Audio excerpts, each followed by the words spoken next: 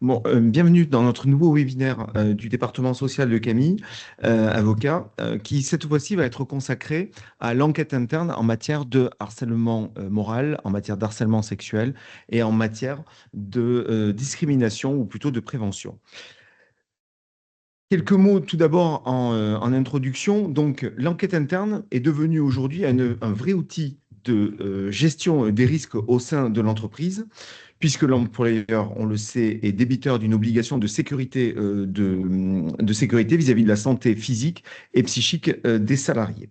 Et surtout, l'enquête interne est devenue un moyen de constitution des dossiers, de constitution de preuves en prévention d'un contentieux en matière, de nouveau, de discrimination et en matière de harcèlement.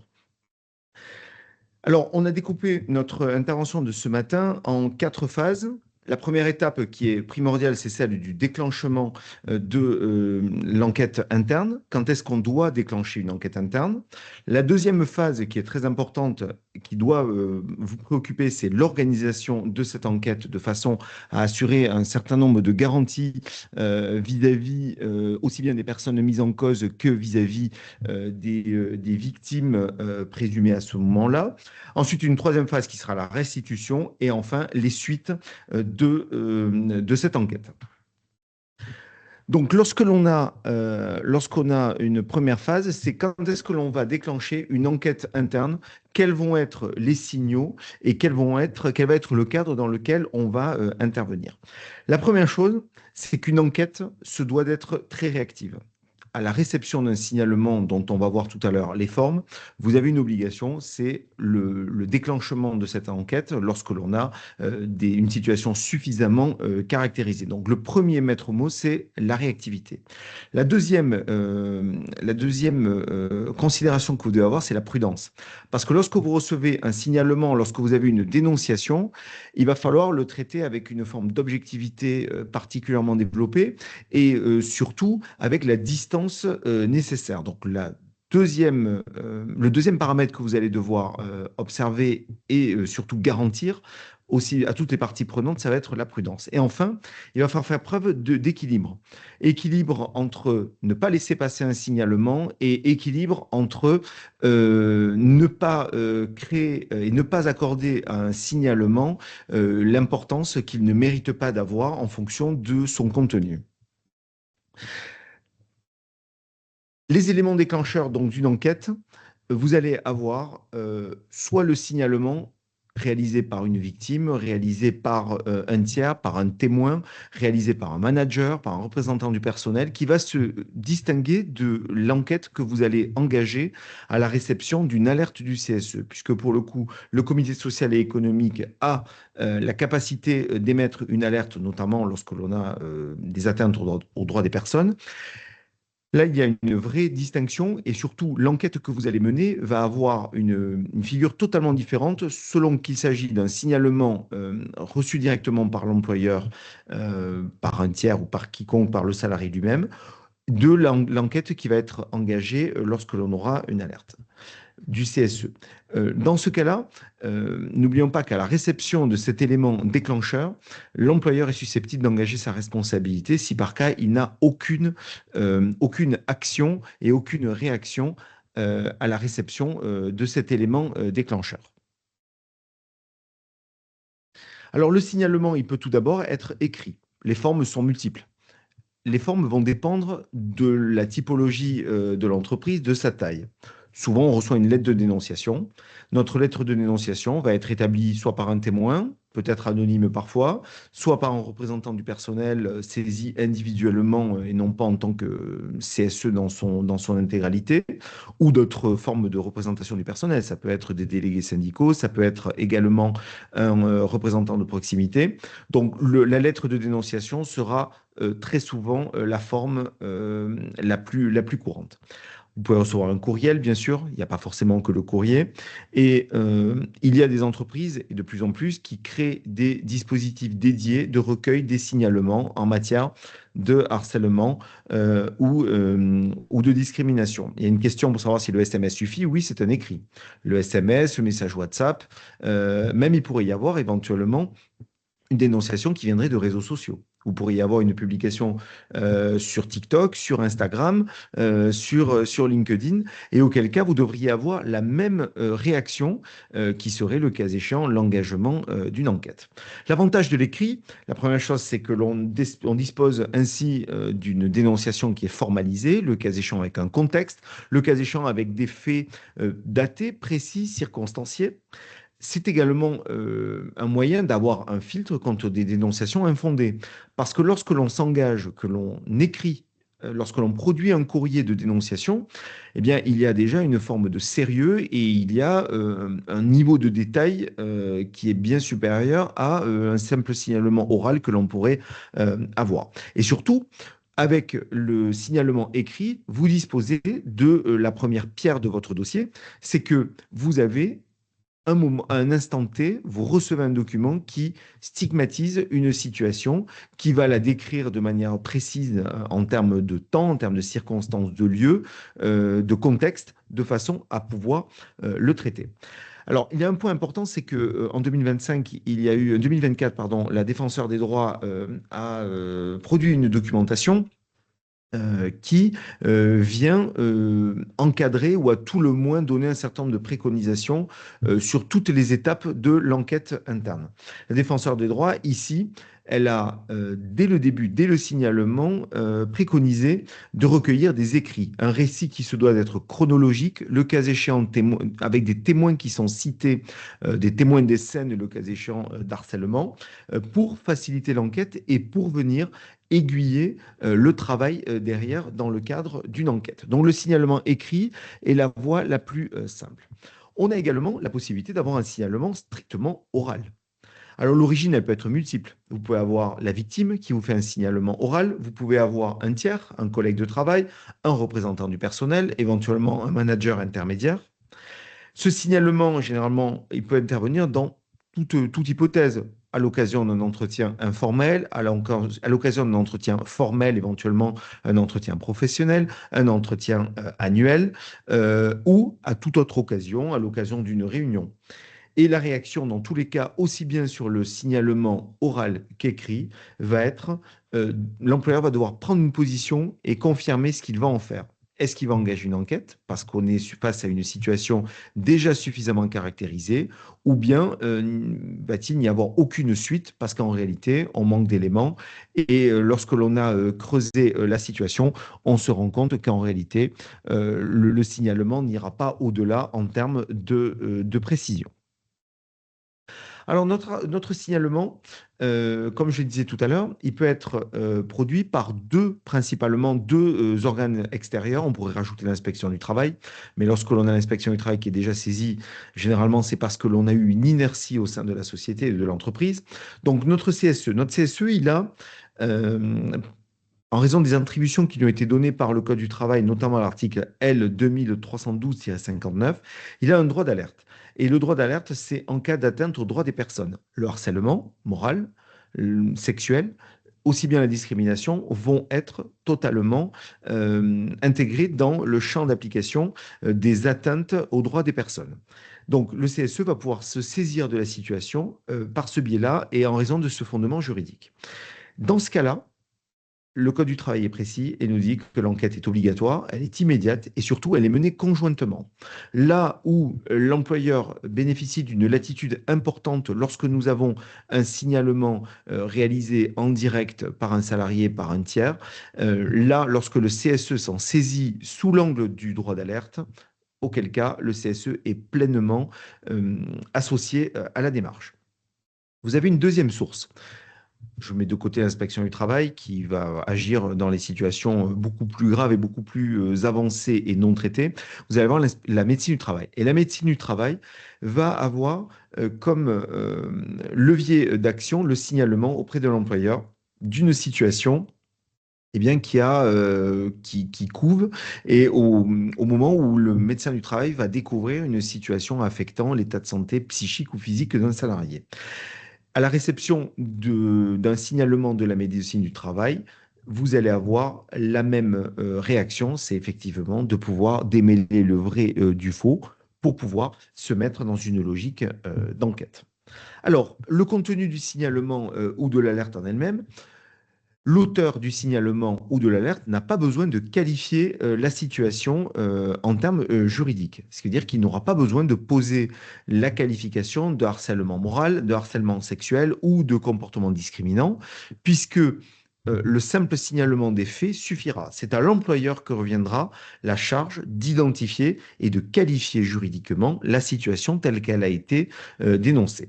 Alors, la jurisprudence est intéressante sur ce point-là, puisqu'elle a réaffirmé que le salarié n'a aucun besoin de qualifier les faits. Des arrêts récents ont été rendus, notamment en 2025, puisqu'en 2025, janvier 2025, et derrière, vous allez avoir un certain nombre d'arrêts sur lesquels on va revenir, où nous avons une jurisprudence de la Cour de cassation qui s'est précisée en matière de signalement et en matière d'enquête interne. Quatre composantes principalement: le harcèlement moral, le plus connu, harcèlement sexuel, de moins en moins fréquent, heureusement, mais qui peut encore exister. Harcèlement institutionnel, nouvelle composante, et enfin le volet discrimination, avec toutes les définitions que l'on peut avoir dans le Code du travail qui sont particulièrement larges. Un mot sur les définitions, parce que pour pouvoir engager une enquête, encore faut-il être en capacité de pouvoir qualifier les faits tels qu'ils ont été dénoncés. Donc, premier point, c'est le harcèlement moral. C'est le plus courant. C'est celui, à tout le moins, qui est le plus répandu dans le cadre des contentieux, puisqu'en les cas des contentieux aujourd'hui, le harcèlement, vous en avez toujours une couche. Vous avez une couche de harcèlement parce que c'est un moyen de pouvoir aller accrocher éventuellement une nullité d'un licenciement par ailleurs. Donc, la définition, quelle est-elle? C'est toujours la même chose, ce sont des agissements qui doivent être répétés. Ces agissements répétés doivent avoir pour conséquence une dégradation des conditions de travail. Et ils doivent avoir pour effet soit une atteinte au droit ou à la dignité du salarié, soit une altération de sa santé physique ou mentale, ou alors la compromission de son avenir professionnel. Ce sont les critères d'identification d'un harcèlement moral. Et ce harcèlement moral, aujourd'hui, peut être vertical, ce qui veut dire qu'il émane de l'employeur ou d'un supérieur hiérarchique. Il peut être horizontal, d'un salarié et d'un collègue de travail qui est de même niveau. Et il peut également être à l'origine d'un tiers à l'entreprise, prestataire de services qui intervient dans les locaux. La jurisprudence, maintenant qui est un peu ancienne dans ses principes, considère qu'il peut totalement y avoir une situation de harcèlement moral avec quelqu'un qui n'est absolument pas un salarié de l'entreprise ou un supérieur hiérarchique. Le harcèlement sexuel, quant à lui, il est plus rare. Rares sont les situations dans lesquelles le harcèlement sexuel est établi ou même existe. Article 1154-1 du Code du travail. On nous rappelle que ce sont des propos ou des comportements répétés à connotation sexuelle qui portent atteinte, de nouveau, même composante que le harcèlement moral, à la dignité du salarié ou créant une situation, pour le coup c'est différent, intimidante, euh, hostile ou offensante. Il peut s'agir de pressions graves, même si elles ne sont pas répétées, qui sont exercées pour obtenir un acte de nature sexuelle, ou alors il peut s'agir d'attouchement ou d'agression, à nouveau à caractère sexuel. À la différence du droit pénal, en droit du travail, vous n'avez pas besoin de caractériser l'existence d'un élément intentionnel. Seuls les faits suffisent, alors qu'en matière pénale, vous avez toujours un élément matériel et un élément moral qui est l'intention. Vous ne l'avez pas en matière sociale. Nouveauté, parce que pour le coup, c'est 2024 qui va venir institutionnaliser une nouvelle forme de harcèlement, c'est le harcèlement qualifié d'institutionnel. Vous avez des arrêts majeurs qui ont été rendus en 2024, Cour d'appel de Paris, 26 novembre 2024. La Cour de cassation, 21 janvier 2025 également, qui est venue rechercher la responsabilité, pour le coup, pénale des dirigeants d'entreprise lorsque l'on a un harcèlement moral dit institutionnel. Il résulte en réalité d'une politique d'entreprise en toute connaissance de cause qui conduit à la dégradation des conditions de travail des salariés. C'est notamment toutes les jurisprudences autour des affaires France Télécom et Orange. Et l'impact ici doit être collectif, puisque le dysfonctionnement de la politique managériale de l'entreprise doit avoir un impact négatif collectif sur les salariés. Et on inclut ici la notion de harcèlement d'ambiance. Donc pour le moment, ces notions-là sont assez peu utilisées en contentieux. On les aura principalement dans les grandes entreprises, notamment dans des grandes entreprises qui vont être en mutation ou en cours de restructuration. Ce sont les moments où l'on aura ce type de harcèlement qui pourra être caractérisé. Et enfin, la discrimination. La discrimination, elle est donnée, la définition est donnée par le Code du travail. Vous avez 25 critères, principalement quatre situations. Les critères personnels, dedans on vient chercher l'âge, le sexe, l'origine ethnique, l'apparence physique, l'état de santé, le handicap, le domicile, etc. On vient chercher la composante des convictions, opinion politique, opinion, activité syndicale, conviction religieuse. On vient chercher la situation de famille personnelle du salarié, son état de grossesse, la vulnérabilité, etc. Et enfin, vous avez des protections spéciales qui sont données, notamment à titre d'exemple, aux lanceurs d'alerte. Et ensuite, on a des situations de discrimination qui viennent s'impacter et s'imbriquer avec les notions de harcèlement, puisque le harcèlement discriminatoire a pu être reconnu par la jurisprudence. Donc, ça veut dire que vous allez devoir conjuguer et articuler les notions de harcèlement moral, souvent, et la notion de discrimination. Et les deux vont venir caractériser une situation, le cas échéant, qui donnera lieu ensuite à des agissements fautifs. Alors, avons-nous l'obligation, oui ou non, d'enquêter de manière systématique? 2019, la Cour de cassation nous disait absence d'enquête égale violation de l'obligation de sécurité et de prévention des risques professionnels d'un salarié, vis-à-vis des salariés. Aujourd'hui, on a une position un peu plus nuancée, puisque la jurisprudence la plus récente, notamment de 2024, vient préciser qu'en l'absence d'enquête, il n'y a pas automatiquement un manquement de l'employeur à son obligation de sécurité. Ceci à la condition qu'il ait pris pour autant des mesures suffisantes pour faire cesser la situation et la prévenir. Dans tous les cas, face au signalement, les recommandations vont être d'informer le salarié plaignant ou l'auteur du signalement des suites qui vont y être réservées. Si par cas vous ne donnez pas de suite, il va falloir le justifier et dans tous les cas, vous allez devoir documenter vos positions prises à la suite de la réception du signalement. Alors le point 2, comment est-ce qu'on organise une enquête interne? Vous allez avoir des principes tout d'abord directeurs. Vous allez avoir une impartialité, c'est la première des qualités que va devoir avoir votre enquête interne. Les enquêteurs ou les personnes qui vont être désignées doivent être et paraître neutres vis-à-vis de la situation qui est dénoncée et n'avoir aucun lien avec les parties impliquées. Ça veut dire exit les collègues de travail du salarié plaignant ou du salarié mis en cause, exit également les supérieurs hiérarchiques directs des personnes mises en cause, puisqu'il pourrait y avoir une suspicion de partialité dans le cas de l'enquête. Également, il va y avoir un principe de confidentialité. On ne peut pas donner une publicité trop importante à une enquête interne.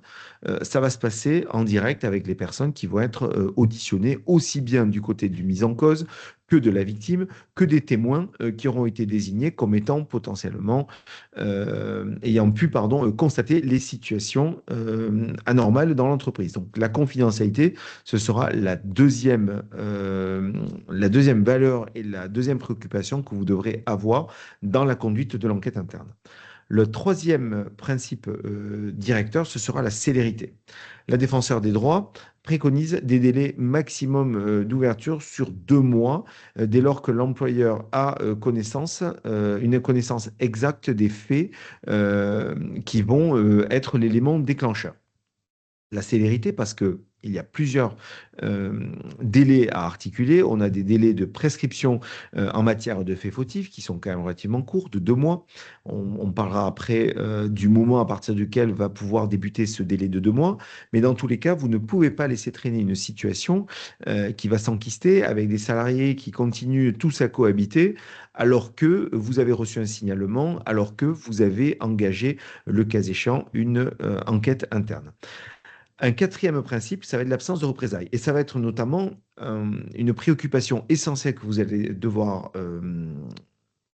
avoir, c'est la protection du signalant, c'est-à-dire la personne qui va faire le signalement, il va falloir la protéger, et également protéger les témoins contre toute forme de sanction ou de discrimination ou d'agissement de la part de leurs collègues de travail. Donc il va y avoir ces quatre principes directeurs, dont les principaux et les plus marquants, ce sera véritablement l'impartialité sur laquelle on reviendra, et enfin la protection des personnes qui sont mises en cause, aussi bien côté victime victime que côté mis en cause. Alors, vous allez suivre un chemin en plusieurs étapes. La première étape va être le choix de l'enquêteur. Le choix de l'enquêteur, vous allez avoir plusieurs possibilités, soit faire le choix d'une enquête menée en interne, soit de l'externaliser. Lorsque vous menez une enquête en interne, vous allez mener l'enquête avec généralement les services support des ressources humaines, avec un ou plusieurs représentants de la direction et avec un responsable hygiène sécurité lorsque vous en avez un, avec un référent harcèlement le cas échéant, côté représentation du personnel, avec des élus du personnel, avec des membres en fonction de la taille de l'entreprise de la CSSCT, Commission Santé, Sécurité et Conditions de Travail, un représentant syndical. Ce sont en général les catégories de personnes que l'on retrouve dans les commissions d'enquête en matière d'enquête interne. Et vous avez la possibilité éventuellement de faire le choix de recourir à un enquêteur externe. Auquel cas arrivent des professionnels du type des avocats. Les avocats sont en capacité de mener des enquêtes internes avec en plus des garanties peut-être supérieures de distance vis-à-vis de la situation qui est connue dans l'entreprise et peut-être une forme d'objectivité dès lors que l'avocat n'a aucun lien ou que ce soit avec l'employeur ou avec la représentation du personnel.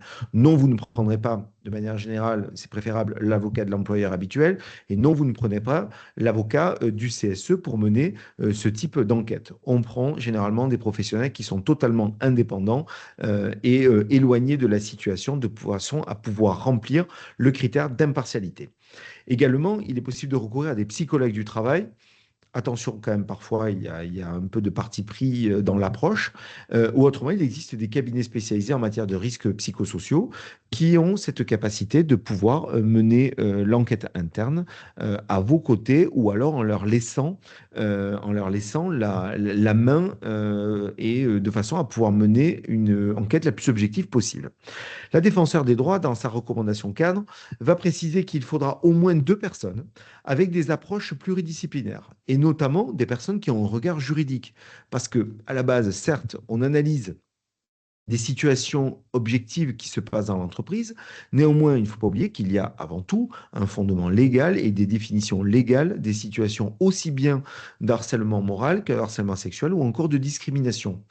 Raison pour laquelle les personnes qui enquêtent ne doivent pas être dépourvues de toute connaissance juridique. Donc la préconisation du défenseur des droits, elle est totalement justifiée. D'avoir non seulement l'approche pluridisciplinaire, éventuellement en termes de santé-sécurité, en termes d'approche juridique de la situation, mais il va falloir faire cet effort-là dans la composition des commissions d'enquête, de pouvoir avoir ces 2 composantes précises. Une deuxième étape qui va se poser à vous, c'est de savoir est-ce que nous allons devoir prendre des mesures conservatoires, oui ou non. Dès l'ouverture de l'enquête, il faut informer la victime présumée de la suite réservée, mais également la personne mise en cause. À partir du moment où vous avez informé la personne mise en cause, vous pouvez avoir des mesures de représailles. Vous pouvez avoir des mesures de salariés qui se mettent en arrêt de travail, et il peut y avoir l'effet de clan dans une entreprise, puisque on va fracturer la cohésion sociale d'une entreprise lorsque l'on a un salarié qui va dénoncer les agissements de notre salarié, qu'il s'agisse d'un supérieur hiérarchique ou pas. Donc à partir de là, il peut y avoir 2 typologies de mesures qui sont mises en œuvre. D'abord des orientations médicales avec un acteur majeur que sera le médecin du travail. Et ensuite, vous allez avoir des mesures de protection qui pourront être aussi bien des mesures d'éloignement du mis en cause, des mesures éventuellement d'isolement du salarié victime pendant l'enquête. On peut avoir la mise en place d'un télétravail, on peut avoir le changement d'affectation temporaire de service. Ça peut être vécu comme des mesures vexatoires, donc il faut faire attention à la manière dont on articule ces mesures-là. Et il peut y avoir, dans certains cas les plus graves, la mise en œuvre d'une mise à pied à titre conservatoire. Donc ce sont ici des mesures qui permettent seulement de préserver aussi bien les intérêts de la personne mise en cause que les intérêts de la victime, de mettre en œuvre ces mesures dites conservatoires, sachant que la vraie mesure conservatoire qui pourrait être mise en œuvre au sens du Code du travail, ça serait la mise à pied conservatoire d'un salarié.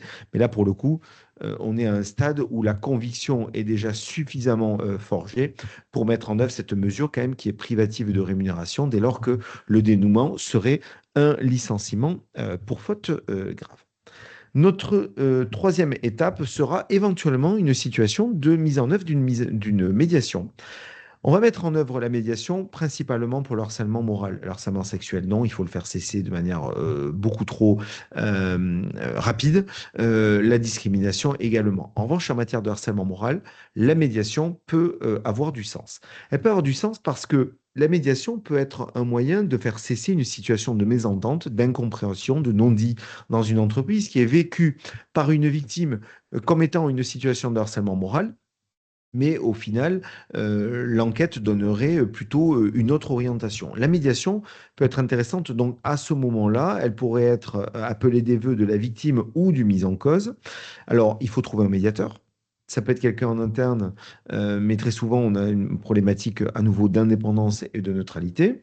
Il existe également des dispositifs de médiation à l'extérieur. Les ordres des avocats ont mis en place des dispositifs de médiation. Il existe des avocats médiateurs, comme tout un tas d'autres catégories professionnelles qui sont en capacité de mener cette mission avec l'objectivité et avec la distance nécessaire. La mission d'un médiateur, c'est de comprendre une situation, de favoriser le dialogue par l'échange avec les deux parties, d'abord de manière séparée, puis ensuite de manière conjointe, et enfin de proposer des solutions de façon à mettre un terme à la situation qui a été dénoncée. L'issue, soit on est parvenu à un accord entre les parties qui, l'une va dire, bon, j'étais peut-être pas harcelé moralement, mais j'ai vécu une situation de manière négative, et ceci alors que la personne mise en cause n'avait pas pris la mesure. Et du côté du mis en cause, effectivement, prendre en compte un certain nombre de remontrances ou à tout le moins d'observations sur éventuellement la méthode de management, de façon à y mettre un terme. Ce qui est certain, c'est que cette procédure de médiation, à un moment, il faut la formaliser. Parce qu'il faut que d'un côté, vous ayez un salarié mis en cause qui peut faire amende honorable sur un certain nombre d'éléments, mais il faut surtout que l'on ait un salarié auteur d'un signalement qui soit convaincu de l'issue qui a été réservée par l'employeur. Auquel cas, il faut qu'il revienne sur la notion même de harcèlement moral. Parce que si la médiation conduit à ce qu'un salarié persiste dans son appréciation qui est de dire je suis victime de harcèlement moral, c'est un échec parce qu'au final, cela revient à dire que l'employeur n'a pas traité la situation de harcèlement moral, le cas échéant par l'arsenal des sanctions disciplinaires ou par toute autre mesure de séparation des personnes, ne plus les mettre dans le même service, ne les isoler de manière pérenne. Donc, la procédure de médiation, oui, elle est intéressante, surtout lorsque l'on vient désamorcer des situations de mésentente au travail qui ne sont pas encore arrivées à la qualification du harcèlement moral nécessitant la réaction de la part de l'employeur. Notre quatrième étape sera, et c'est un point de prévention, c'est mettre en œuvre la charte d'entreprise sur le harcèlement.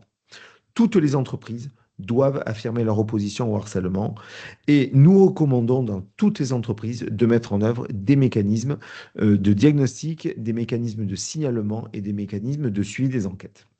Alors comment est-ce qu'on peut le faire? On peut le faire par voie de charte. Les plus grandes entreprises ont des chartes de prévention du harcèlement et de traitement du harcèlement. Pour les entreprises de plus petite taille, nous, on a pris un parti, c'est d'intégrer dans les règlements intérieurs des entreprises, même s'ils ne sont pas obligatoires dans les entreprises de moins de 50 salariés, nous ne faisons que préconiser, mais c'est un conseil appuyé. Il faut se doter d'un règlement intérieur, même dans les plus petites entreprises. Et il y a une part du règlement intérieur qui est réservée à la prévention du harcèlement moral, au mécanisme de signalement, comment est-ce qu'on effectue un signalement, auprès de qui. Et très souvent, les règlements intérieurs que nous produisons institutionnaliser déjà le principe d'une commission d'enquête, le cas échéant, sa composition, la manière dont on va travailler cette commission d'enquête et les suites qui peuvent y être réservées. Donc, une charte ou un règlement intérieur ou éventuellement une annexe du règlement intérieur, ce sont des mesures de prévention qui sont particulièrement utiles lorsque la jurisprudence, notamment en 2025, en juin 2025, réaffirme que vous n'avez pas l'obligation de mener une enquête dès lors qu'il existe un certain nombre de mesures et de dispositifs de prévention qui seraient suffisants à prévenir ou à tout le moins à traiter une situation de harcèlement moral. Rappel, c'est qu'il y a deux typologies de condamnation possibles contre l'employeur. Je mets de côté la nullité du licenciement. C'est que d'abord, l'employeur répare en cas de contentieux les conséquences d'un harcèlement moral, impact sur l'état de santé, sur l'avancement, etc., pour l'avancement professionnel. Et d'un autre côté, vous avez une deuxième composante de la réparation en cas de contentieux, c'est le réparation d'un défaut de prévention. En réalité, vous venez sanctionner l'employeur parce que la situation s'est produite. Comment lutter contre cette double condamnation? C'est justement parce que vous aurez mis en place des dispositifs de prévention et de traitement le cas échéant, que ce soit dans une charte ou dans un règlement intérieur. Donc, il s'agit ici d'un volet important, notamment en prévention d'un contentieux. Alors, les contenus sont multiples. On peut avoir des contenus qui concernent les délais de mise en œuvre d'une enquête, les délais de convocation du CSE, les délais de convocation des personnes, les formes de convocation, les conditions de déroulement d'une enquête interne, éventuellement mettre en œuvre des dispositifs de formation à l'identification des situations de harcèlement. Ceci concernera notamment les référents harcèlement dans les entreprises ou encore la manière dont on va composer notre commission. Tous ces éléments-là, on les retrouve de manière fréquente dans les chartes de prévention. Et il peut y avoir également un point important, c'est l'existence de phases informelles avant d'arriver à l'enquête interne.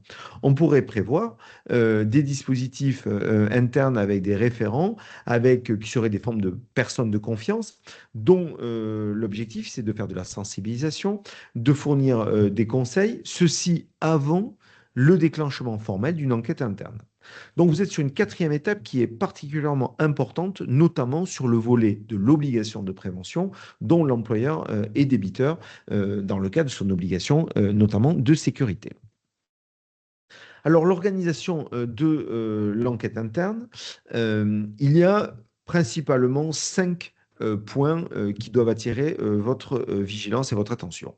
Tout d'abord, où est-ce qu'on va faire nos auditions? Où est-ce qu'on va faire l'audition? C'est un point central parce que une salle de réunion dans laquelle on voit le défilé d'un certain nombre de salariés, vous allez avoir des soupçons, vous allez avoir beaucoup de commérages dans l'entreprise. Donc, il va peut-être parfois falloir trouver un lieu un peu isolé de l'entreprise, le siège d'une société mère, éventuellement une salle louée à cet effet, quel que soit l'endroit, mais il faut, pour pouvoir assurer la confidentialité, se préoccuper du lieu des auditions. Également, il va falloir bâtir tous les questionnaires qui vont être mis en œuvre dans le cadre de l'enquête. Ce qui veut dire avoir pris le signalement, avoir pu donner la bonne qualification et ensuite, surtout, avoir pu rédiger des questions qui ne sont pas des questions totalement ouvertes et complètement déconnectées du contexte et du signalement. Les questions du type est-ce que vous avez quelque chose à nous dire?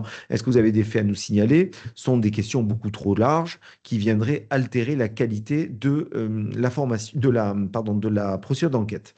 Mais le questionnaire dirigé sans être totalement fermé, en alternant des questions ouvertes et des questions fermées, peuvent être un moyen d'assurer l'efficience de l'enquête interne. Également, il va y avoir un volet auquel on pense un peu moins, c'est qu'est-ce qu'on fait en termes de protection des données? Parce que ces données, on va les collecter. Le cas échéant, on va collecter des enregistrements, j'y viendrai juste après. Qu'est-ce qu'on va en faire? Comment est-ce qu'on va les conserver? Qui est-ce qui aura accès? Donc, on a une vraie composante à prendre en compte qui est la protection des données personnelles qui vont être collectées dans le cadre de cette enquête. Que ce soit en version papier, en version numérique, en version audio, en version vidéo éventuellement, il va falloir traiter ces problématiques-là. Également, il va falloir se poser la question si, pour pouvoir tracer fidèlement les échanges intervenus dans le cadre d'une audition. Est-ce qu'on a recours, oui ou non, à l'enregistrement audio? L'avantage, c'est la fidélité de la retranscription. Sauf que on se rend compte que lorsque l'on a une transcription audio de tout ce qui se dit lors d'une enquête, il y a beaucoup de digressions et on perd en qualité du rapport d'enquête et du rapport d'audition lorsque on veut être absolument exhaustif sur tous les points des échanges intervenus dans le cadre de l'audition. Donc l'enregistrement audio, c'est éventuellement à des phases, pour des phases contentieuses qu'on pourrait le réserver, ou on pourrait le réserver également si par cas il y a une contestation de la part d'un témoin sur la manière dont ont été retranscrites les réponses aux questions. Enfin, il y a un point important, c'est la planification. La planification dans un temps restreint, je vous rappelle, puisqu'on a une obligation de célérité dans le traitement de l'enquête interne, mais également une planification parce qu'il va falloir choisir qui est-ce qu'on reçoit en premier. Généralement, c'est la victime, l'auteur de la dénonciation. Il va falloir ensuite recevoir un écosystème de témoins éventuels qui ont été désignés par la victime elle-même. Puis ensuite, cet écosystème de témoins directs désigné par la personne en direct, le témoin, enfin plutôt l'auteur du signalement, eh bien, il va y avoir les témoins des témoins. C'est-à-dire vos premiers témoins vont souvent généraliser, élargir en vous disant, eh bien, oui, mais effectivement, à cette réunion au cours de laquelle il s'est passé des faits anormaux, eh bien, il y avait également d'autres personnes présentes. Et au final, le cercle numéro un des témoins va s'élargir progressivement. Et ensuite, il va y avoir à un moment se poser la question de la manière dont on va auditionner le mis en cause. Il lui-même pourrait désigner des témoins qui sont à décharge pour lui et qui viendraient en réalité établir ou rétablir l'exactitude des faits tels que vous l'a exposé la personne mise en cause. Donc la partie planification va être particulièrement importante et surtout dans le choix de la manière dont vous allez dérouler l'enquête. Alors, les personnes à auditionner, qui est-ce que l'on a? Bien sûr, la victime présumée, les personnes mises en cause et tous les témoins pertinents. Il va falloir également s'intéresser à la hiérarchie. Parce que le manager direct, le N+1, le N+2 peuvent également être source d'informations sur la situation vécue par une personne qui a réalisé le signalement. L'ordre des auditions va être également très important parce qu'il va falloir éviter l'influence sur les témoignages. Donc là, pour le coup, il n'y a pas de préconisation juridique en elle-même. Il va falloir s'attacher un peu au profil des salariés ayant réalisé le signalement et ceux qui ont été désignés comme étant des témoins, de façon à créer cet ordre-là. Est-ce que nous avons l'obligation d'entendre tous les salariés? La réponse est non. C'est la commission d'enquête ou l'enquêteur qui va juger de la pertinence. Alors, on ne peut pas réaliser une enquête trop étriquée avec trop peu de personnes et au final, on pourrait nous reprocher d'avoir mené une enquête à charge en ne choisissant d'auditionner que certaines personnes, mais vous n'avez aucune obligation d'entendre 10, 20, 30 personnes parce que ce serait la taille d'un service dans l'entreprise. Le mis en cause, est-ce que on est obligé de l'entendre? Ce n'est pas obligatoire, mais la jurisprudence a été claire là-dessus. Mais en revanche, c'est plus que recommandé. Parce que si vous n'entendez pas la personne elle-même mise en cause qui est en capacité de vous apporter des explications objectives sur les situations qui ont été dénoncées, je pense que nous manquons, là pour le coup, d'impartialité dans le cadre de la conduite de l'enquête si on l'écarte. Mais juridiquement, il n'y a pas d'obligation impérieuse sur ce point-là. Les modalités donc de ces auditions, ce sont des entretiens qui vont être individuels. Vous ne faites pas d'entretien collectif. Il va falloir faire des comptes rendus détaillés qui vont être relus et signés par la personne auditionnée. Ça, c'est un point important parce qu'il faut que les personnes s'engagent sur ce qu'elles vont déclarer. L'accès au dossier, est-ce que le mis en cause a un accès comme on pourrait l'avoir en matière pénale? La réponse est non. La jurisprudence est claire sur ce point-là. Nous n'avons pas d'obligation de donner un accès. Cinquième étape, il ne va pas falloir oublier notre représentation du personnel.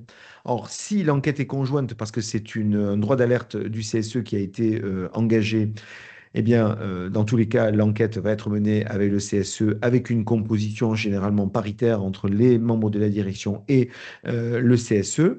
En revanche, dans tous les autres cas, vous n'avez pas d'obligation de mener une enquête conjointe. En revanche, dans tous les cas, il va falloir informer et consulter le CSE et ou la commission santé, sécurité des conditions de travail de l'engagement de l'enquête interne. Ceci avant l'ouverture, et ensuite vous allez également lui communiquer les résultats de l'enquête.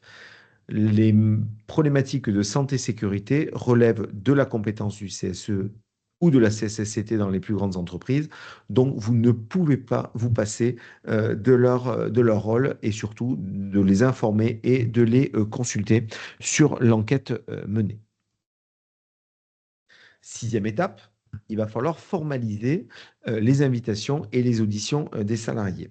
Avant toute chose, vous allez vous attacher à informer les salariés qui vont être auditionnés de l'existence d'un compte-rendu écrit le cas échéant. Ce qui est important, c'est qu'ils sachent que vous allez les engager par leur déclaration et que ce ne sont pas des paroles en l'air avec la formalisation d'un compte-rendu.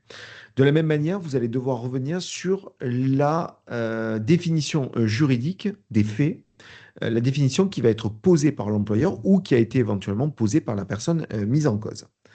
Dans le cadre des invitations à audition, vous allez informer de l'objet de l'entretien, informer également la personne qui va être auditionnée du rôle que va avoir la commission d'enquête.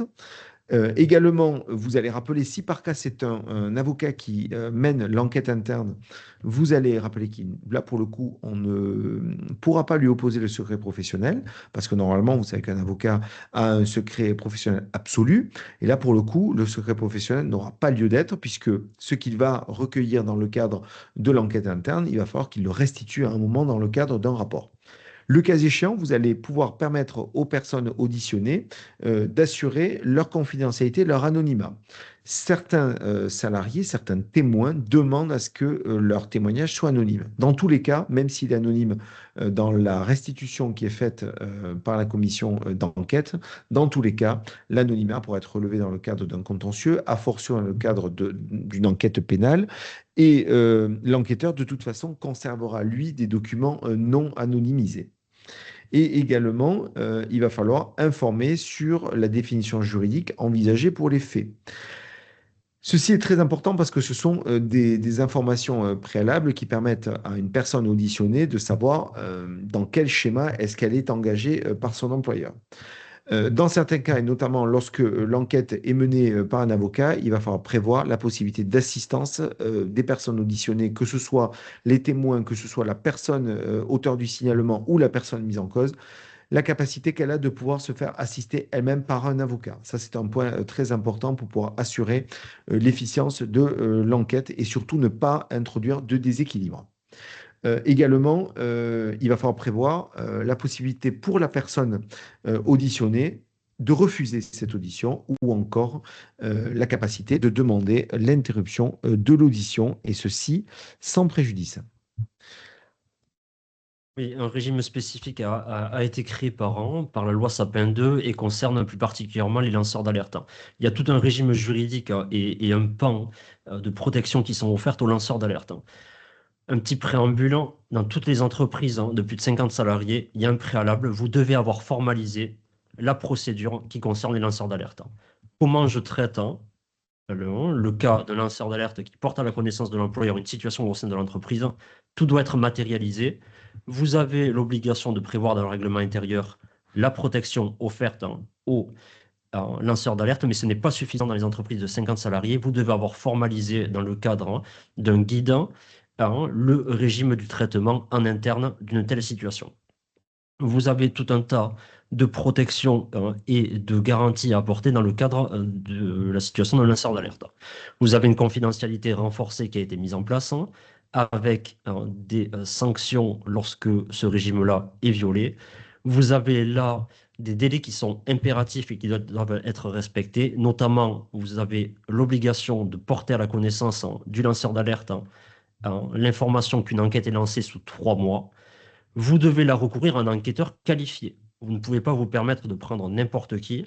Vous devez avoir quelqu'un qui justifie de sa compétence, de son autorité et de son impartialité. Donc, dans le cadre d'une situation de lanceur d'alerte qualifié juridiquement comme tel, nous ne pouvons que vous préconiser de faire appel à un enquêteur externe et principalement à un avocat formé à traiter ce type de problématique. Les signalements oraux doivent être conservés dans le cadre d'un enregistrement. Et enfin, là encore, vous avez une obligation renforcée d'information qui concerne l'information apportée au mis en cause, qui doit être informé du fait qu'il fait l'objet d'un lancement d'alerte en garantissant l'anonymisation, l'anonymat du lanceur d'alerte. La troisième étape, qui est primordiale, une fois que vous avez clôturé les auditions, il faut désormais en tirer les conclusions. C'est un difficile exercice. Pourquoi? Parce que c'est un numéro d'équilibriste. J'ai envie de dire, poser des questions et collecter des réponses, c'est une chose, et ce n'est pas particulièrement compliqué, tant et si bien que, surtout si on a préparé les questions en amont et qu'on est un peu rompu à cet exercice. Par contre, rédiger le rapport d'enquête, puisqu'on doit avoir un support écrit, c'est plus compliqué. Il faut bannir toute subjectivité et demeurer à la fois impartial et objectif. Ce rapport d'enquête, il va avoir, on va dire, une large diffusion, puisqu'il va atterrir entre les mains du plaignant, il va atterrir entre les mains du mis en cause, et il risque, même si on ne vous le souhaite pas, de parvenir et d'être examiné par un juge dans le cadre d'un contentieux. Donc, c'est un exercice fondamental. Il doit donc y avoir une rigueur documentaire. Il faut que ce document-là contienne l'intégralité des résultats, ce qui peut être compliqué parce qu'on peut se retrouver avec un panel de personnes interrogées qui est important. J'ai vu des enquêtes avec 15, 20, 30 personnes auditionnées. Lorsque vous décidez de faire appel à l'enregistrement sonore, vous vous retrouvez avec des comptes rendus d'audition qui peuvent être fleuves, et l'enquêteur ou les membres de la commission d'enquête doivent recueillir tous ces éléments-là et en tirer une synthèse qui ne doit pas être justement trop synthétique.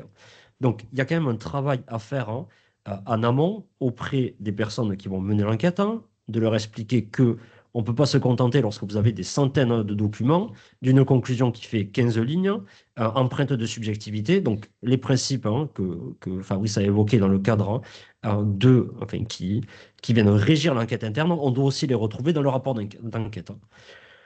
Donc, le maître mot, c'est la production complète. Vous devez à la fois faire du recoupement entre les auditions pour en tirer des conclusions, et vous devez vous appuyer sur l'exhaustivité des auditions. Donc, on vous préconise, et c'est même primordial, de mettre en annexe du rapport d'enquête l'intégralité des auditions.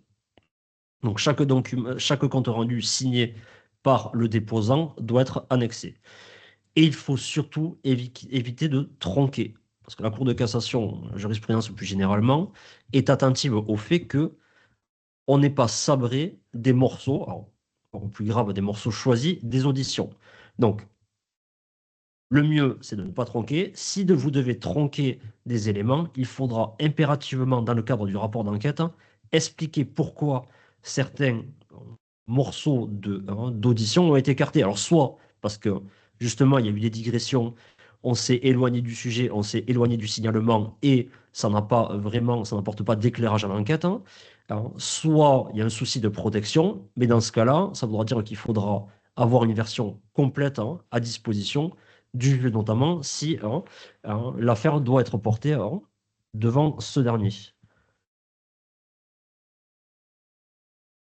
Donc, la transcription doit être fidèle.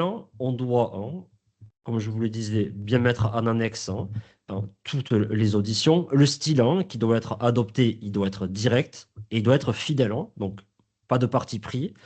C'est là où on ne peut que vous recommander, surtout si on a des signalements qui mettent en cause plusieurs personnes, de faire appel à un enquêteur externe. Pourquoi? Parce que c'est très compliqué de ne pas être empreint de subjectivité dans le cadre de la restitution d'un rapport lorsque on parle d'un collègue, lorsqu'on parle de son employeur ou autre. On peut, sans même en avoir conscience, se dire si X se plaint de Y, c'est parce que Y, il y a 2 ans, a fait quelque chose à X. Lorsque vous faites appel à un enquêteur externe, prêcher pour notre paroisse, mais par exemple un avocat, il débarque dans l'entreprise, il n'a pas connaissance de tout ça. C'est bien plus simple pour lui de demeurer objectif et de vraiment tirer l'essence des déclarations et de ce qui a été récolté dans le cadre de l'enquête. Donc, attention à bien être fidèle aux dépositions et à ne pas tirer de raccourcis.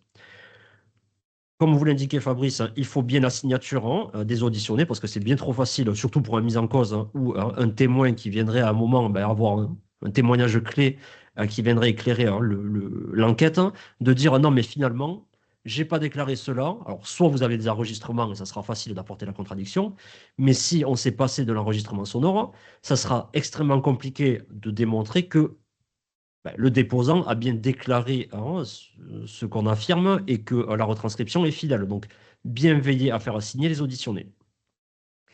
Et euh, beaucoup d'entreprises prennent le parti d'anonymiser soit les auditions, soit le rapport d'enquête. Attention à cela. Il y a ce que vous diffusez en interne, par exemple auprès du mis en cause ou du plaignant, mais gardez bien une version complète et intégrale qu'il faudra produire devant le juge. Nous nous heurtons bien trop souvent dans le cadre de contentieux à des juges qui ne comprennent pas pourquoi on anonymise et pourquoi surtout on leur produit à eux qui ne peuvent pas exercer de pression ou autre sur les salariés, pourquoi on leur produit un rapport anonymisé. Donc, conservez bien une version intégrale et dites-vous qu'à un moment, vous êtes susceptible de devoir la communiquer. Le style qui doit être adopté, on adopte toujours la prudence. On doit toujours, à chaque fois qu'il y a une affirmation, se reposer sur une audition ou une déclaration. S'il y a des déclarations qui sont contradictoires, on doit le signaler. X déclare que, alors, il y a une contradiction avec ce que déclare Y. Vous ne pouvez pas choisir, alors, sauf si bien entendu, lorsque vous faites votre recoupage, vous avez 10 déclarations qui abondent dans le même sens et une qui est isolée. Mais sinon, vous devez indiquer que il y a une contradiction et vous ne pouvez pas décider d'emblée que vous penchez pour l'un plutôt que pour l'autre. Donc attention là-dessus. On est modéré aussi dans les propos. Alors, toujours pareil, on doit garantir l'objectivité. Notre appréciation qui est personnelle ne sera peut-être pas celle d'un juge. Elle sera peut-être opposée. Donc, lorsqu'on a un style très mesuré, on se voit moins emprunt à la critique. Et enfin, la rigueur probatoire, puisque lorsque cela terminera entre les mains du juge, il va regarder à chaque déclaration et à chacune des conclusions dans le rapport d'enquête, est-ce que c'est étayé par des pièces? Alors, soit on a des pièces probantes qui avaient été communiquées au gré de l'enquête ou en amont, soit généralement, en fait, les preuves sont issues des déclarations des déposants. Donc, attention là-dessus, bien veiller à ce que chaque paragraphe soit bien étayé par une déclaration. Qui est destinataire du rapport? Alors, bien entendu, il y a la direction, puisque c'est ce rapport-là qui va éclairer l'employeur, le représentant légal, dans son choix d'engager soit une procédure disciplinaire, soit à un moment de décider de conclure que le signalement n'est pas étayé ou qu'il n'y a pas de harcèlement moral, il n'y a pas de harcèlement sexuel ou de discrimination. Alors attention, un rapport d'enquête, il n'est pas forcément binaire. Ce n'est pas forcément j'ai situation A, il n'y a pas de harcèlement moral, situation B, il y a un harcèlement moral qui est caractérisé. Vous pouvez avoir un entre-deux, vous pouvez avoir un manager qui à un moment a dérapé. Je rappelle que le harcèlement moral nécessite des agissements répétés. Vous pouvez avoir quelqu'un qui n'est pas formé, quelqu'un qui a besoin justement d'être accompagné dans le cadre des relations professionnelles. Donc, on peut avoir une commission d'enquête qui conclut au fait qu'il n'y a pas de harcèlement moral, mais que pour autant, le mis en cause, à un moment, doit être accompagné, a eu un comportement qui est isolé et qui doit être traité par l'employeur. Donc, là encore, dans le cadre du rapport d'enquête, on peut avoir des préconisations rendues par les enquêteurs. Donc, c'est très important d'essayer d'éclairer au maximum l'employeur dans le choix qui va devoir être le sien derrière de tirer les conséquences de l'enquête. On remet aussi le rapport à la victime présumée. On remet le rapport au salarié mis en cause. Et enfin, lorsqu'on s'inscrit dans le cadre d'une enquête conjointe avec le CSE ou qu'à un moment, dans le cadre du dialogue social, on préfère que pour apaiser le climat, rendre destinataire nos élus du rapport d'enquête, ils peuvent être destinataires. Pas besoin d'anonymiser sur le principe en se disant j'ai des salariés qui sont nommément identifiés, donc je dois impérativement anonymiser mon rapport rendu aux représentants du personnel. Ils sont astreints et du seul fait d'être représentant du personnel à une obligation de discrétion. Alors, donc, ils doivent conserver les informations confidentielles dans le cadre de ce rapport.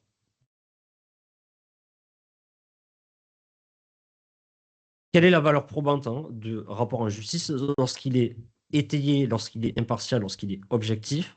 Le rapport d'enquête a une valeur probante très importante. Pourquoi? Parce qu'il va être le socle de l'explication de la décision de l'employeur. Prenons un licenciement fondé sur l'existence de harcèlement moral caractérisé. La première pièce qui va être demandée par le magistrat, que ce soit dans le conseil du prud'homme ou dans la cour d'appel, ça va être le rapport d'enquête. Le rapport d'enquête qui va contenir les auditions. Et si ce travail-là a été bien fait, s'il est étayé, s'il n'y a pas de subjectivité, j'ai envie de dire que le licenciement va être validé, puisque ça ne va pas être l'employeur qui, de son propre chef, a décidé que la situation de harcèlement moral était caractérisée. Vous avez une commission qui a été réunie, vous avez de la documentation. C'est encore mieux si vous avez un enquêteur externe qui conclut au harcèlement moral. Donc, cette pièce va être fondamentale. C'est c'est pour ça que l'enquête est très importante, parce que certes, elle n'est plus rendue obligatoire par la jurisprudence, mais vous pouvez avoir la difficulté suivante, c'est comment caractériser et comment arriver à convaincre un juge que les mesures ont été prises si tout s'est fait oralement et si on est allé d'emblée sur la procédure disciplinaire. Donc, attention, bien veiller à la rédaction du rapport, bien veiller à ce qu'aucun témoignage ne soit manquant ou tronqué. Maintenant, les suites à donner à l'enquête. Une fois que l'employeur a été rendu destinataire du rapport. Alors, c'est très important, il faut impérativement donner date certaine à la date de restitution du rapport. Pourquoi? Parce que la jurisprudence, pour l'appréciation du délai de prescription en matière fautif, considère que le délai de 2 mois court à compter de la remise du rapport. Donc, c'est fondamental de pouvoir justifier en cas de contentieux, ou pouvoir une contestation en disant non mais le rapport d'enquête, il arrive entre les mains de l'employeur le 10 novembre. Il a attendu le 10 décembre avant d'enclencher une procédure, alors même que dès le 10 novembre, il est en capacité de pouvoir apprécier et l'exhaustivité des faits et leur gravité le cas échéant. Donc, donnez bien date certaine. Si c'est un envoi par mail, c'est conserver le mail d'envoi de l'enquêteur, de la commission, etc. à l'employeur pour pouvoir justifier de la date à laquelle le rapport vous a été remis. Et il faut aller très vite. Alors, c'est d'autant plus important si vous engagez une procédure disciplinaire, mais votre prescription court à compter de cette date-là. Alors, attention, si vous avez déjà une connaissance quasi exhaustive de la situation avant de diligenter l'enquête. On a de plus en plus de salariés qui se prévalent du fait que vous, en tant qu'employeur, à cette date-là, vous étiez mis en capacité de pouvoir d'ores et déjà aller sur une sanction disciplinaire. Et donc, le seul fait d'engager une enquête ne vous protège pas sur la prescription. Donc, attention là-dessus, il y a un arbitrage à faire. Est-ce que je suis déjà en capacité, parce que notamment dans la phase préalable à l'enquête, j'ai récolté des éléments, il y a très peu de doutes sur l'existence de la situation de harcèlement ou de discrimination, et auquel cas, vous aurez l'obligation de prendre des mesures d'emblée, et vous ne pourrez pas vous retrancher derrière l'enquête pour préserver votre délai de 2 mois. Si les faits ne sont pas avérés, c'est-à-dire j'ai un plaignant qui à un moment m'a fait part d'une situation qu'il estimait caractérisant l'existence d'une situation de harcèlement ou de discrimination, ce n'est pas parce que la commission trancherait à l'inexistence du harcèlement ou de la discrimination que vous pouvez sanctionner le plaignant. Attention, c'est bien le problème, c'est toute la difficulté, notamment du harcèlement moral, c'est que vous pouvez avoir A qui estime que le harcèlement moral est totalement caractérisé, puis B qui, lui, considère que peut-être le comportement est anormal, mais il ne caractérise pas harcèlement, ou C qui va vous dire non. Mais on est très loin d'une situation de harcèlement. Donc, attention, on ne peut sanctionner le salarié que si on arrive à démontrer, et c'est très très difficile, la jurisprudence est très exigeante en la matière, que les accusations sont mensongères. Donc, il va falloir démontrer que c'est un de mensonge, ce qui est très très difficile. Et c'est encore plus difficile si vous n'avez pas une commission, et généralement l'enquêteur ou la commission ne se mouille pas à qualifier les déclarations de mensongères. C'est extrêmement rare. Donc on vous conseille de traiter la situation en disant, en expliquant aux plaignants que non, il n'y a pas de caractérisation d'une situation, de le rendre destinataire du rapport, mais pour autant, vous ne pouvez pas derrière aller directement sur une sanction de celui-ci en disant attention, vous avez porté atteinte à la réputation du mis en cause, vous avez altéré le climat social, donc je vous sanctionne. Non, la jurisprudence est très exigeante, il faut démontrer le mensonge. Vous devez aussi protéger le salarié accusé. Donc, vous devez garantir la confidentialité. Il faut éviter de le stigmatiser, surtout si il a été blanchi. Donc, attention, là, on se retrouve dans une situation où c'est plutôt le souci, c'est d'aménager ses conditions de travail pour qu'il ne se retrouve pas en situation de pouvoir vous accuser de ne pas l'avoir protégé et finalement qu'il se soit retrouvé cloué au pilori. C'est extrêmement compliqué. Généralement, on se retrouve à traiter une nouvelle situation, c'est le salarié mis en cause qui vient vous accuser d'avoir pris un fait et cause et de ne pas l'avoir protégé durant le temps de l'enquête, d'avoir eu un parti pris d'emblée. Donc c'est extrêmement compliqué et on se retrouve généralement à devoir gérer le départ et la négociation potentiellement avec un salarié qui est en position de force parce qu'on a un rapport d'enquête qui le blanchit. Donc attention là-dessus, vous devez assurer un suivi post-enquête. Vous devez mettre en œuvre des mesures de prévention et de reconstruction, former le salarié, former les salariés plus généralement à traiter ces situations-là. C'est pour ça que je vous disais que hein, c'est très important que la commission puisse formaliser des préconisations. Comme ça, l'employeur a quelque chose sur quoi se reposer. On n'est pas sur une situation, on n'est pas sur une décision prise dans son coin par ce dernier. Vous devez communiquer sur la lutte contre le harcèlement. Vous devez mettre en place des actions correctives s'il y a eu une situation de harcèlement, ou même s'il y a eu une situation tout simplement anormale en termes de management, par exemple, ou lorsque vous avez un harcèlement qui serait mis en œuvre par un tiers. Là aussi, vous avez le droit de sensibiliser, c'est votre devoir de sensibiliser les prestataires qui interviennent chez vous, pour toujours pareil, en cas de contentieux, pouvoir démontrer que vous avez prévenu les risques et vous pouvez aussi avoir une mesure de séparation, donc un éloignement de l'auteur et de la victime pour qu'il n'y ait plus de relations interpersonnelles entre ces derniers et que vous n'ayez pas à gérer une nouvelle situation avec un nouveau signalement de l'un ou de l'autre à propos de harcèlement. On partage quelques écueils que l'on rencontre dans les dossiers. Le premier écueil, parce que pour le coup, l'enquête interne, souvent, elle est réalisée et le dossier arrive au stade du contentieux euh, chez nous. La première chose, ce qu'on déplore très souvent, ce sont les comptes rendus d'enquête qui sont tronqués. Bien sûr, les témoignages qui mettent en cause le salarié pointé du doigt, parfois, souvent, on les retrouve pas. On les retrouve pas et on a des rapports d'enquête qui sont pas suffisamment précis. Et donc, la partie adverse, ou le cas échéant, ce serait le salarié victime qui a été à l'origine d'un contentieux.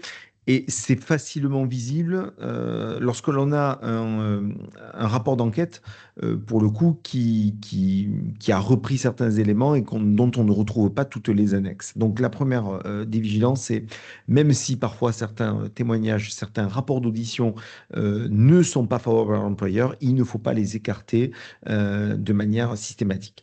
Le deuxième écueil que l'on a, et ça passe pas bien devant les conseils de prud'homme et devant les cours d'appel, ce sont les documents qui ont été absolument anonymisés tout du long. Et le pire, ce sont les rapports d'enquête dans lesquels nous n'avons aucune audition signée par les déposants.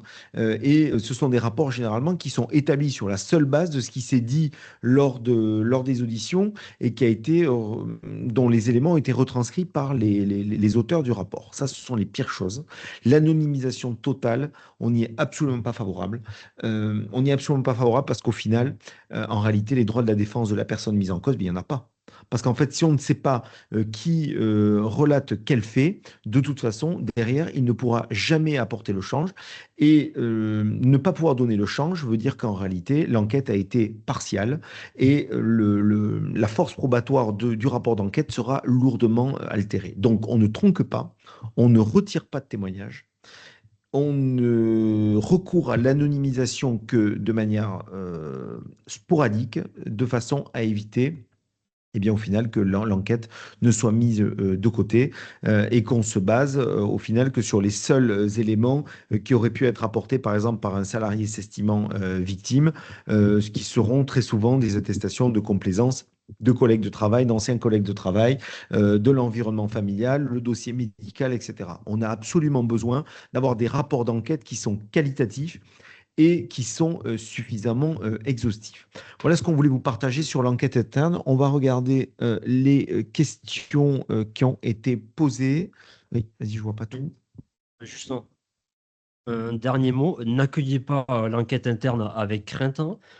On voit bien trop souvent dans les dossiers, on va dire le harcèlement qui sert à négocier un départ, c'est-à-dire généralement le salarié, il s'est fait conduire sur une demande de rupture conventionnelle, il n'a pas obtenu du médecin du travail d'être déclaré inapte, et on voit poindre le courrier, le mail, avec le mot harcèlement, et avec un employeur qui se dit, je sais très bien où il va en venir, c'est cousu de fil blanc, et je ne donne pas suite, hein, et je n'engage pas d'enquête interne. Et on se retrouve avec des dossiers qui, au contentieux, en fait, hein, il nous manque quelque chose, hein, c'est une enquête. Alors que dans ce cadre-là, vous avez tout intérêt à lancer une enquête. Pourquoi? Vous savez très bien que si c'est juste le harcèlement pour les besoins de la cause, entre guillemets, vous allez avoir un rapport d'enquête qui va démontrer par A plus B que le harcèlement n'existe pas. Et donc, vous allez ressortir de cette enquête-là renforcée. Donc, je sais que c'est lourd. Je sais que quand les salariés sont en train de mener une enquête, ils ne sont pas en train de produire.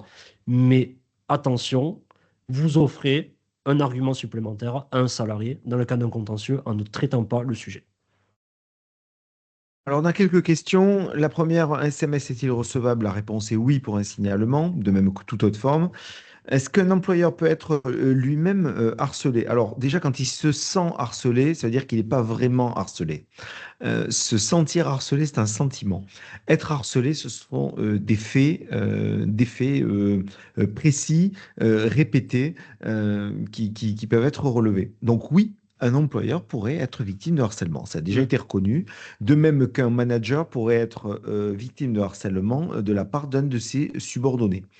En revanche, l'enquête sera compliquée là pour le coup. L'employeur, s'il estime, lui, être victime de harcèlement moral, un mandataire social, un directeur, un supérieur hiérarchique, là pour le coup, l'enquête ne serait pas menée par l'employeur.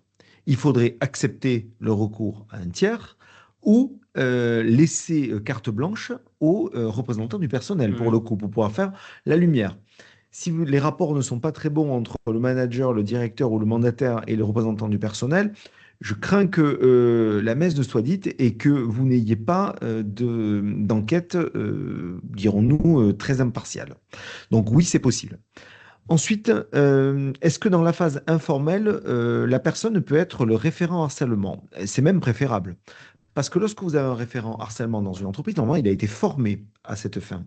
Et s'il a été formé à cette fin, qui plus à même que le référent pour assurer un aiguillage. Alors, il ne faut pas qu'il soit là pour juger recevable par recevable, mais il peut conseiller sur les qualifications, il peut expliquer quelles sont les qualifications, il peut expliquer qu'est-ce qui se passe après une dénonciation, c'est-à-dire l'engagement d'une enquête interne, le cas échéant. Donc, cette phase de sensibilisation et d'information sur la partie informelle, oui, totalement, le référent harcèlement. De même, éventuellement, un membre de l'équipe RH. Alors, pas le DRH, ça peut être parfois des responsables ressources humaines ou des collaborateurs du service RH qui pourraient avoir cette vision-là, puisque comme le défenseur des droits l'a justement rappelé dans sa décision cadre, il faut avoir une approche pluridisciplinaire, dont notamment juridique. Donc, un, la formation, et deux, éventuellement, le personnel qualifié pour le faire. Alors, la dernière question que je vois, dans ce cas, qui signale l'employeur? J'imagine que c'est en lien avec est-ce que l'employeur peut se sentir harcelé? Oui, ce serait lui qui. Alors, pour le coup, la difficulté sera la formalisation du signalement. Eh bien, le cas échéant, il aurait recours à son CSE Mm. ou à son référent harcèlement pour être l'élément déclencheur. Est-ce qu'il y a d'autres questions? N'hésitez pas sur la partie de la conversation de la réunion.